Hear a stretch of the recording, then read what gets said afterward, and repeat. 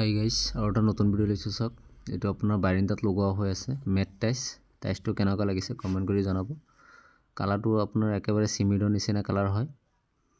লগোৱাৰ পিছত দেখিবলৈ ভাল লাগে, জইনটো আপোনাৰ গম পোৱা নাযায়, মানে একদম সেম আপোনাৰ চিমিডেৰে পকা যেনেকুৱা তেনেকুৱা একদম দেখিবলৈ লাগে।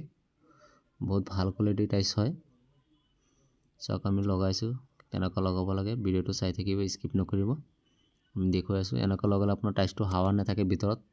কোনোবা মানুহে টাইলছ লগাই আপোনাৰ টাইলছত আপোনাৰ কিবা টুকি দিলে আপোনাৰ শব্দ দি থাকে, ডক ডককৈ শব্দ দিয়ে, কিন্তু এইটো ষ্টাইলত আপোনাৰ লগালে আপোনাৰ শব্দ একেবাৰে নিদিয়ে, ভিতৰত আপোনাৰ হাৱাটো নাথাকে।